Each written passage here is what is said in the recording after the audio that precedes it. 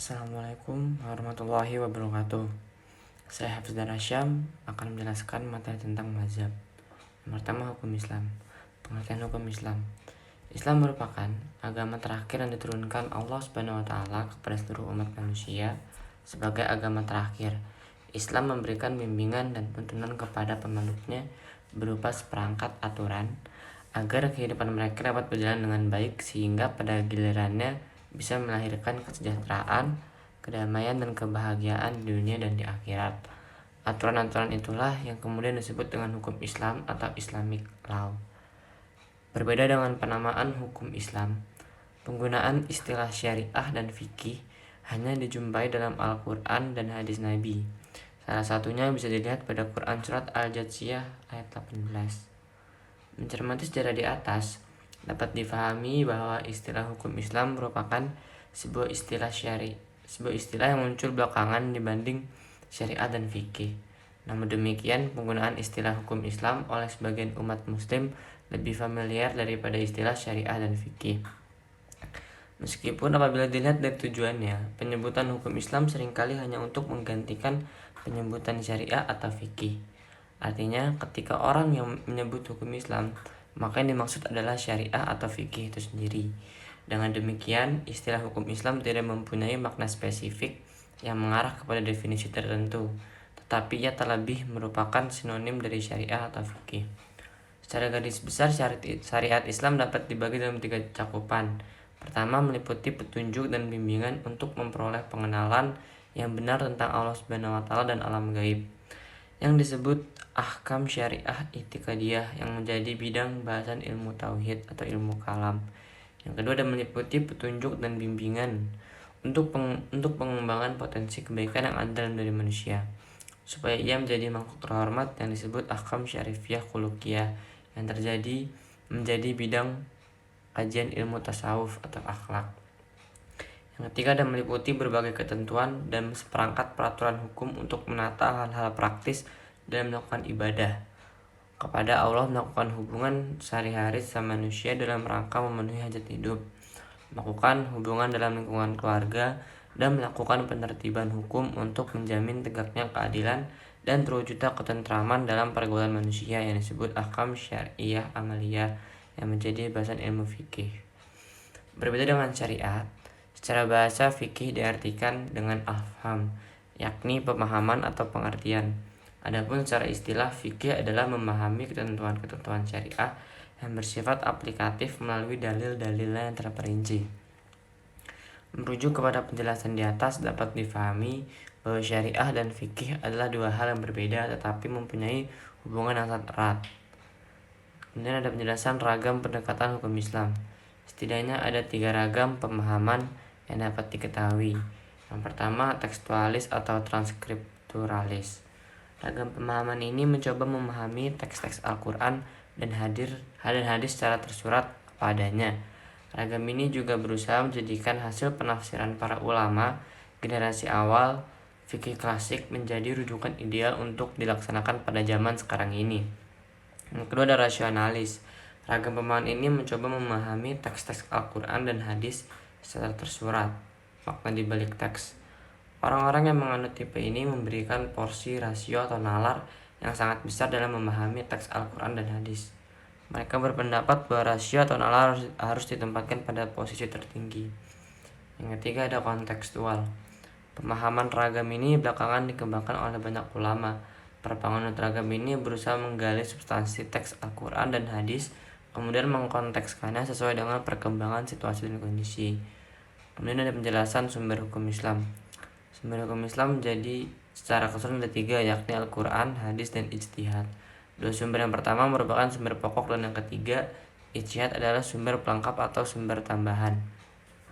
Al-Quran dan hadis sebagai sumber pokok hukum Islam secara umum telah mengatur prinsip-prinsip yang terkait dengan ibadah.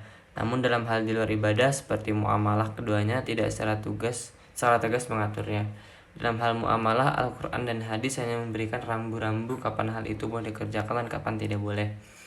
Keberadaan Al-Quran dan hadis yang bersifat global menyebabkan umat Islam harus melakukan penafsiran terhadap keduanya.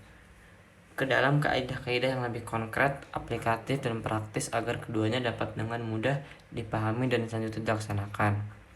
Pertama, Al-Quran. Al-Quran sumber pokok hukum Islam. Al-Quran secara etimologis berdasarkan pendapat yang paling kuat sebagaimana dinyatakan oleh Dr. Subisoli berarti bacaan atau yang dibaca. Pengertian ini sejalan dengan firman Allah dalam Quran surat Al-Qiyamah ayat 16-19. Adapun secara terminologis menurut Imam Syaukani Al-Quran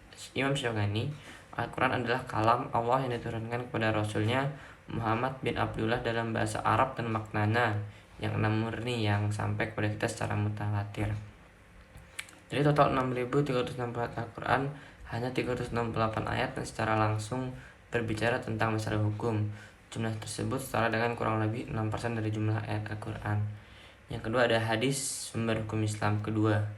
Maksud dari takrir ketetapan Nabi Sallallahu Alaihi Wasallam adalah pembenaran beliau terhadap sikap, perilaku atau perkataan para sahabat, baik yang mereka lakukan di hadapan beliau atau yang disampaikan kepada beliau. Menurut Al-Kahtan, mayoritas ulama fikih berpendapat bahwa hadis yang dapat digunakan sebagai pijakan hukum adalah hadis syahih dan hasan. Sementara hadis dhaif tidak bisa digunakan, akan tetapi dalam hal fadlil al-amal, keutamaan ibadah, hadis dhaif masih bisa digunakan. Yang ketiga ada ijtihad, sumber pelengkap hukum Islam. Ijtihad secara bahasa adalah mencurahkan segala kemampuan untuk merealisasikan sesuatu. Pengertian ini mengandung makna bahwa ijtihad hanya dipergunakan pada suatu hal di mana ada beban berat dan kesulitan-kesulitan. Untuk itu belum dinamakan ijtihad manakala suatu proses pekerjaan tidak mengandung unsur kesulitan dan beban berat. Imam Al-Syaukani menegaskan bahwa seorang yang hendak berijtihad dipersyaratkan pertama mampu memahami dengan baik Al-Quran dan hadis. Yang kedua ada menguasai seluruh masalah yang hukumnya telah ditunjukkan oleh ijma kesepakatan para sahabat Nabi.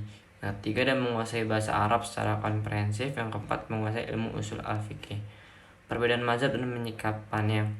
Mazhab dapat diartikan dengan aliran, sementara itu dalam kamus fikih menyatakan bahwa mazhab adalah metode tertentu dalam menggali hukum syariah yang bersifat praktis dari dalil-dalil yang bersifat kasuistik. Oleh karena itu bisa disimpulkan bahwa terjadinya perbedaan pendapat yang melahirkan beragam mazhab merupakan suatu keniscayaan. Namun tidak berarti bahwa keniscayaan tersebut bersifat mutlak dalam segala hal. Demikian pula potensi nas-nas syariah untuk bisa ditafsirkan secara beragam juga tidak berarti bebas dilakukan dengan bentuk dan metode apapun. Ada ragam mazhab fikih. Berikut ini dipaparkan secara ringkas mazhab-mazhab fikih yang dianut oleh Muslim Sunni. Yang pertama ada mazhab Hanafi. Mazhab Hanafi merupakan mazhab tertua yang bertahan sampai sekarang. Mazhab ini didirikan Abu Hanifah Nu'man bin Sabit al-Kufi. Yang kedua ada mazhab Maliki. Mazhab ini didirikan oleh Imam Malik, seorang ulama yang lahir dan besar di kota Madinah. Nama lengkapnya adalah Abu Abdullah Malik bin Anas bin Malik bin Abi Amir bin Amr bin Haris bin Gaizman bin Quthail bin Amr bin Haris al-Asbahi. Beliau lahir pada tahun 712 Masehi dan meninggal tahun 796 Masehi pada usia 84 tahun. Yang ketiga ada Imam Syafi'i.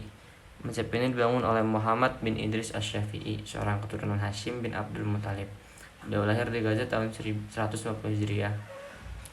4 ada Imam Hanbali. Pendiri mazhab Hanbali ialah Imam Abu Abdillah Ahmad bin Hanbal bin Hilal Az-Zahili Asy-Syaibani.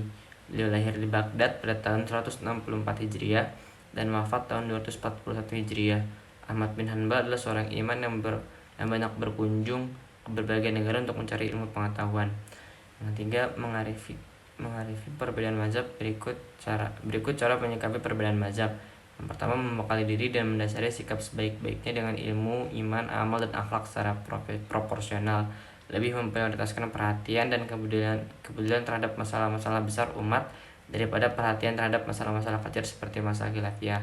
Selanjutnya memahami ikhtilaf dengan benar, mengakui dan menerimanya sebagai umat bagian dari rahmat Allah bagi umat. Yang keempat, meneladani etika dan sikap para ulama salaf dan dalam beriktikaf, sehingga dengan begitu kita bisa memiliki sikap yang tawazun atau proporsional. Terakhir, mengikuti pendapat ulama dengan mengetahui dalilnya atau memilih pendapat yang rajih kuat setelah mengkaji dan membandingkan berdasarkan metodologi ilmiah yang diakui. Sekian dari saya, kurang lebihnya mohon maaf. Wassalamualaikum warahmatullahi wabarakatuh.